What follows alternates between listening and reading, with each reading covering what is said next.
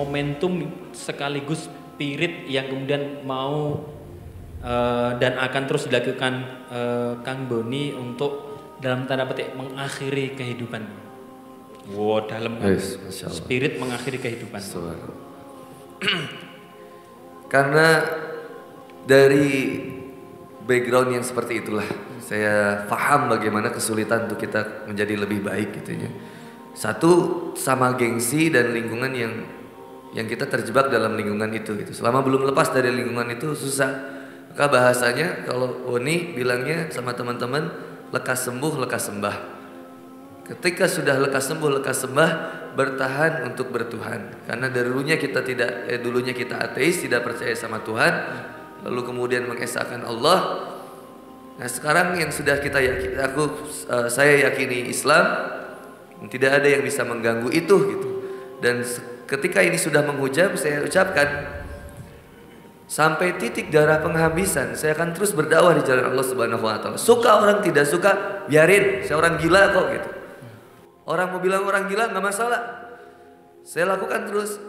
Karena saya tanya sama Ustadz, Ustadz, apa amalan saya agar saya bisa menghapus dosa saya dulu. Dari mulai maksiatnya, ngajak orang kemudian keluar dari agama. Apa kemudian yang bisa saya lakukan? Amalan apa? Lalu dijawab, dakwah. Maka kalau sudah gitu, udah saya tidak akan berhenti untuk berdakwah. Maka kemudian saya ajak kembali teman-teman yang dari ateis kembali kepada Islam. Dari teman-teman kampus kembali kepada Islam. Dari tahun 2013 sampai 2016, alhamdulillah saya diamanahkan oleh Mu'alaf Center Indonesia bareng Coach Steve Coach Steve itu pegang di Mu'alaf Center Bandung. Dari situ saya jalanlah di Mu'alaf Center Bandung. Waktu dulu belum sampai ke panggung gitu, mentas gitu kalau misalkan, atau ke masjid-masjid belum, bawah tanah dulu. Karena yang saya yakini dulu kami lebih militan daripada aktivis dakwah Islam. Kami orang kiri lebih militan daripada kaum aktivis orang Islam. Karena orang Islam kakunya begitu luar biasa. Kami dimanapun kami siap datang, nggak dibayar, nggak dibagaimanapun kami berangkat. Anak ngecek anak buah aja belikan rokok, struknya pengen struknya Alfamart Cianjur.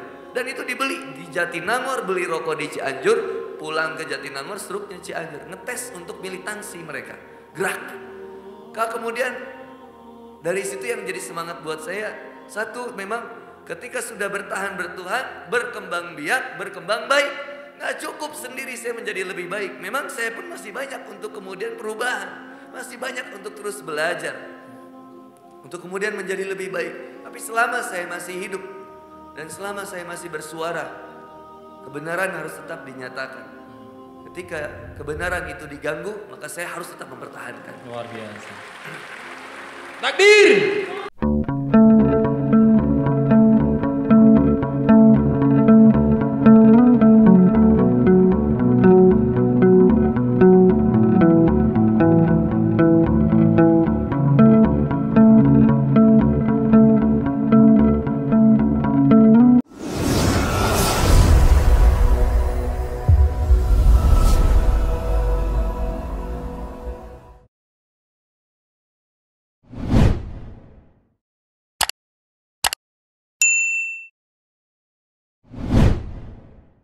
Ana mau curhat nih, tapi ini rahasia kita berdua. Tapi tayang di YouTube, nggak apa-apa ini mah tapi. Oh gitu. Nggak apa-apa, No. kita ngobrol. Jadi yang pertama, nah itu kan perjalanan cinta romansa lah ya Sat ya. Termasuk kelam lah, maksudnya wah luar biasa lah saat gitu. Dan Ana bersyukur banget sih Ana punya istri yang sabar nemenin aku buat sampai berubah gitu kan. Makanya kan istri aku tuh teman SMP ya Sat. Teman SMP dan dia jadi salah satu orang yang paling penting untuk aku bisa bertobat lah. Ya, kayak ada kata-kata quotes manisnya tuh kan. Aku nanya, kenapa kamu nerima aku padahal kamu tahu gitu seberapa, bahasa kasarnya mohon maaf kayak brengsek banget aku tuh sama cewek tuh. Terus kata istri aku, ya karena aku mencintai kamu hari ini dan masa depan. Aku nggak butuh kamu di masa lalu. Masya Allah. ngomong gitu. Cuman buat aku tuh ya itu tadi sangat menghantui gitu Sat. Makanya kayak aku tuh kadang aduh saya tuh kayak emang merasa belum jauh banget kalau untuk disebut jadi ustadz. Aduh, anak emang seorang pendosa yang sedang belajar untuk mengamalkan ya semampu anak lah. Cuman ada motivasi gini saat di diri anak tuh. Aku rasa ya tadi apa, kalau aku dakwah di jalan Allah, ngajak teman-teman berubah, bisa ngapusin dosa aku gitu. Ya yang itu yang aku yakini saat. Cuman ada permasalahan yaitu kenapa kalau ke aku tuh godaan wanita tuh terlalu besar banget gitu, tak? Ini Anda nggak pernah cerita ke siapapun, tak? Jadi itu luar biasa. Godaan wanita tuh buat aku tuh besar banget lah gitu, tak? Besar banget. Dan ya aku berusahanya satu saat aku minta istri aku tuh selalu memantau sosial media aku, WhatsApp, Instagram, karena aku merasa terbantu dengan dia terawasi gitu. Jadi ada kalau ada sesuatu tuh, kalau ada misalnya ada yang chat tuh kan kadang aku suka ada yang chat buat curhat atau apa, ya nggak akan berlebihan karena aku tahu istri aku lihat itu, satu itu. Yang kedua, aku berusaha melakukan satu amalan. Amalan ini yang aku harapkan adalah kayak apa ya, mengkisos diri gitu atas segala kesalahan yang Ana lakukan, dan Ana berusaha jalanin ya, itu apa jadi salah nggak ya, itu yang pertanyaan kedua berarti. Amalan apa itu? Saum Daud lah insya Allah. Oh, Saum Daud, Masya Iya, Allah. Barakallah. Baru berapa ya kita? 3 minggu. Itu Ana karena pas di titik itu lagi Ana wah sangat luar biasa lah. Kayak begitu. Makanya kan aku sadar nggak mungkin aku ngecewain istri aku lah gitu. Sayang banget lah aku sama istri aku tuh. Malah aku tuh khawatir terjerembab kembali kepada jurang itu yang kemudian bisa menghancurkan kehidupan aku kan. Itu kan disadari cuman terus merongrong gitu Sat. Itu ya tadi kenapa ya gitu, pengaruh jin kah atau emang adatnya aku begitu kah? Jadi setiap manusia memiliki potensi jiwanya masing-masing. Kita ini punya potensi baik dan punya potensi keburukannya masing-masing. Ada yang punya potensi keburukan di harta lebih tinggi, dia nggak tertarik wanita, dia nggak tertarik jabatan, tapi harta potensi buruk untuk ke situ lebih tinggi. Ada yang nggak tertarik harta dan kedudukan, tapi wanita lebih tinggi lagi. Demikian juga ada yang nggak tertarik keduanya, tapi ke pangkat atau kedudukan atau popularitas lebih tinggi. Itu yang akhirnya bisa menjerumuskannya. Apa contohnya? Ya 3 golongan yang pertama kali diseru sama Allah kan orang-orang yang gila popularitas. Pertama, bukan pencuri, bukan pezina, bukan peminum khamr. Saat yang pertama kali Allah seru untuk dimasukkan ke neraka dalam hadis riwayat Bukhari dan Muslim. Tapi pertama, orang-orang yang berjihad. Menurut pandangan orang dia mati syahid, didatangkan sama Allah, ditanyakan seluruh nikmat-nikmat yang ada di dunia, dia mengakuinya. Untuk apa? Untuk berjihad di jalan Allah katanya, sampai dia mati dan meraih syahid menurut klaimnya sendiri. Maka Allah katakan kadzabta, kamu dusta, kamu berperang sampai mati hanya untuk disebut engkau adalah pahlawan, engkau adalah orang pemberani. Syarat dia ke neraka. Mujahid ini Yang berjihad justru. orang yang berperang, yang menurut sangkaan dia itu dia berperang benar-benar karena mengharap ridha Allah, tapi punya niat yang salah di awalnya, sehingga dia itu terjebak, yaitu popularitas, kedudukan tadi, perkataan orang gitu. Pengen dinilai sama orang. Dinilai gitu. sama orang. Yang makanannya itu jadi kayak pujian gitu. Nah, betul. Nah, yang kedua, para ustadz ini, orang yang belajar Quran, dia ngafal Quran, suaranya dibagus-baguskan. Lagi-lagi ditanya, Allah kasih tahu nikmat-nikmat yang ada di dunia, diberikan kemudahan hafal Quran, diberikan suara yang bagus membaca Quran, diberikan kelebihan pemahaman untuk memahami ayat-ayat Allah. Ditanya, untuk apa nikmatku kamu gunakan? Aku mengajarkan Quran Ya, wahai Robku, kepada hamba-hambamu. Kadzabta, kamu dusta.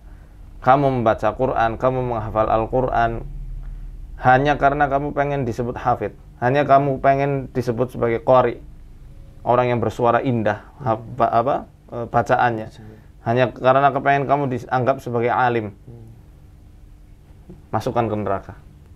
Sahih ini hadisnya ini. Yang ketiga, orang yang dicap atau dinilai orang dia adalah orang yang sangat dermawan karena punya banyak harta. Brak-bruk gitu kalau sodakoh, nggak hitungan. Lagi-lagi ditanya, untuk apa nikmatku engkau gunakan ketika di dunia? Aku bersodakoh di jalanmu.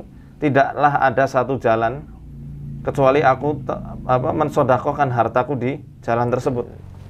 Kalau ada orang-orang yang miskin itu, yang membutuhkan, didustakan lagi sama Allah. Kadzabta, kamu itu dusta. Kamu bersodakoh karena kepengen dianggap dermawan, dipuji sebagai orang yang dermawan. Jebloskan ke neraka. 3 orang nih yang pertama kali dijebloskan. Bukan pezina, bukan peminum khamar, bukan orang yang judi dan lain-lain. Ya, mereka kalau nggak bertobat betul masuk neraka.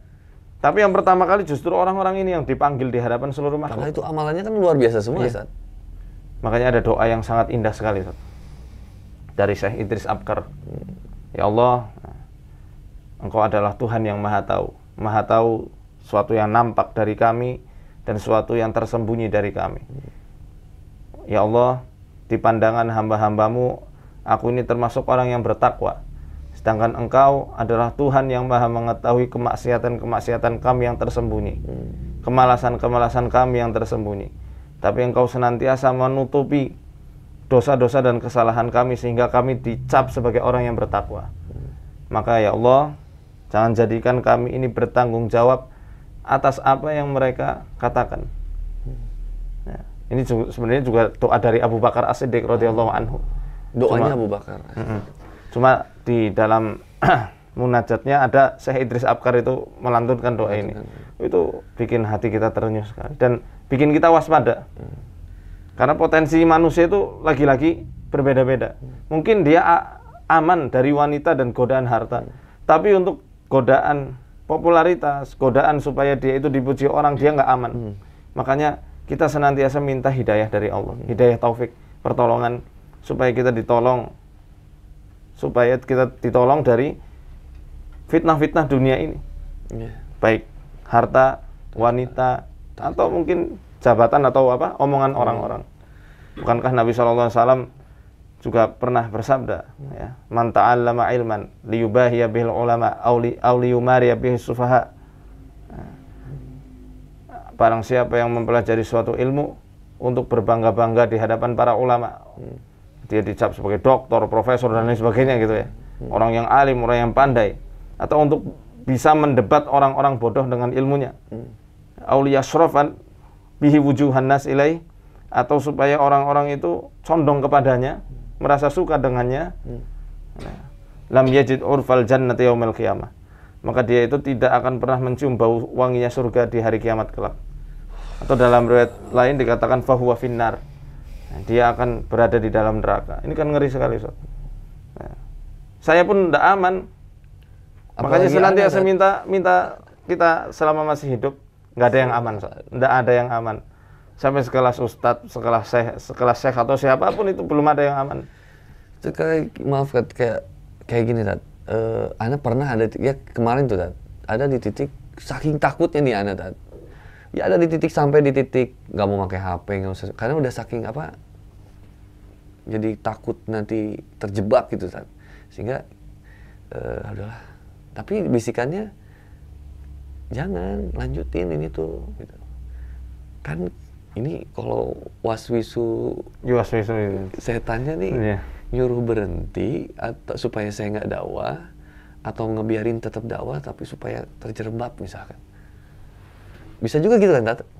Nyuruh tuh lakuin supaya kamu bisa gak sih? Bisa.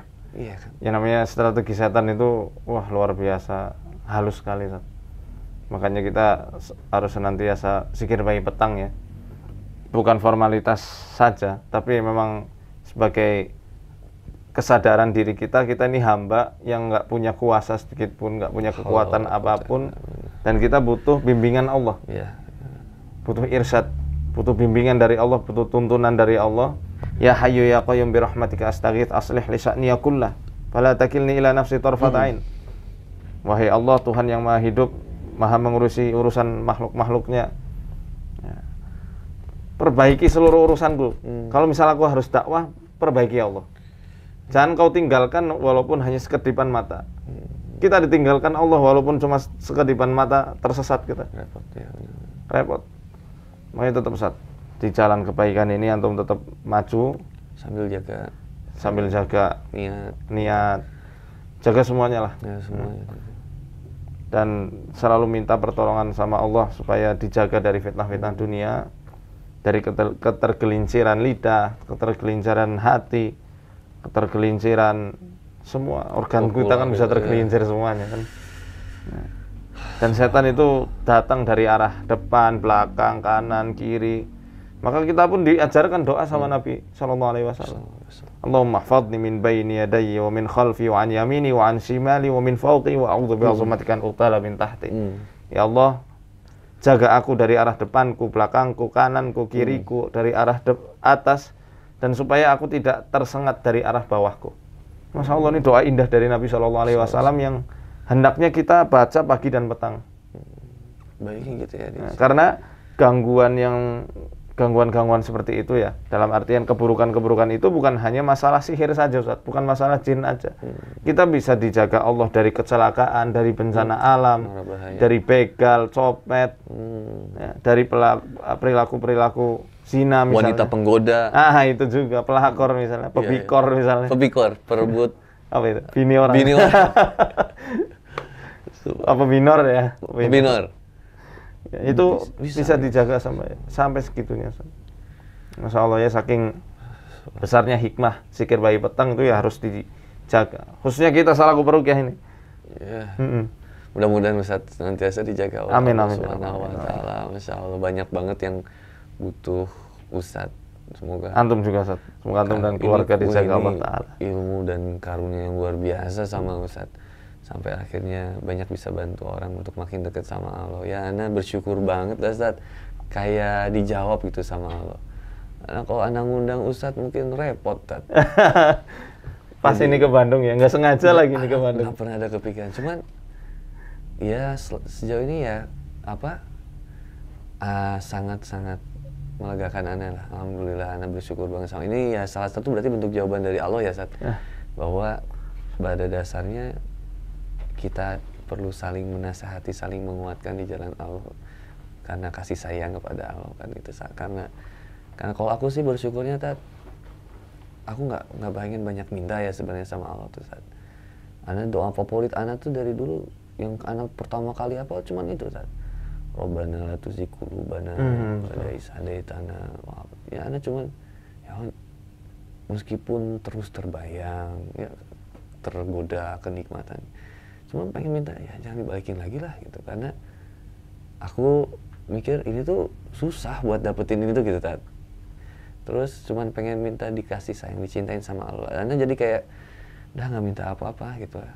Kalau ana sih sangat bersyukur lah. Jadi memang pada akhirnya ana berkesimpulan bahwa dakwah ini sebenarnya bukan hanya menguatkan jamaah sebenarnya Tat, menguatkan ana sendiri. Menguatkan diri kita. Ketika ana semakin banyak ada beberapa jadwal gitu Tat, itu akhirnya kayak nge-recharge ana buat semakin belajar, semakin berkembang dan semakin ngokohin lagi. Karena kayak ana kalau nggak dakwah kemarin ke Jogja kita kan ketemu di sana Ustaz ngasih buku yang ana belum posting, nanti kita posting. Masya Allah. Ana lupa belum posting.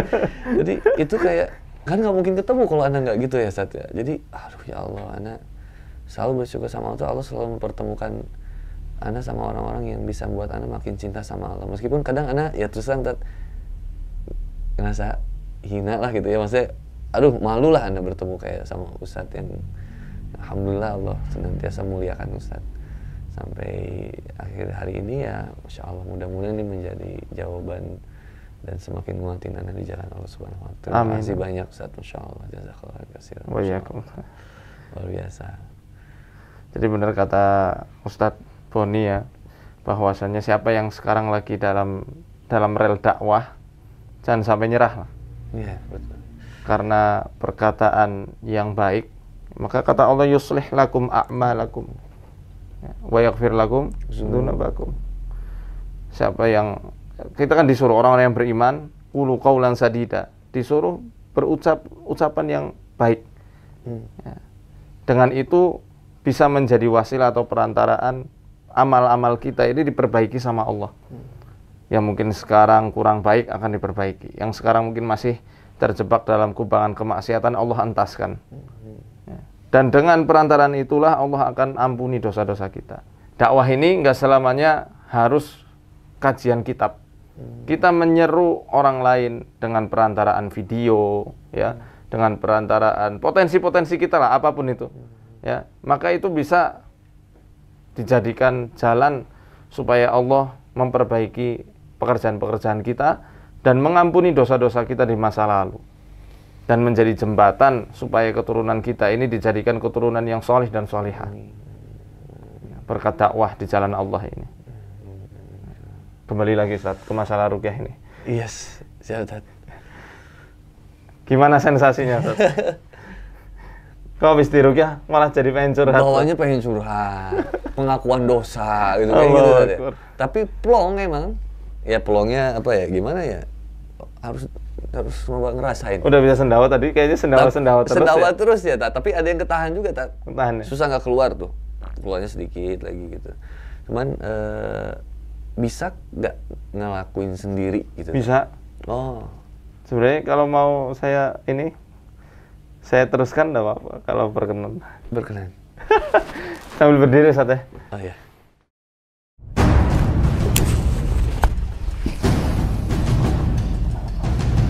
Sebentar. Iya.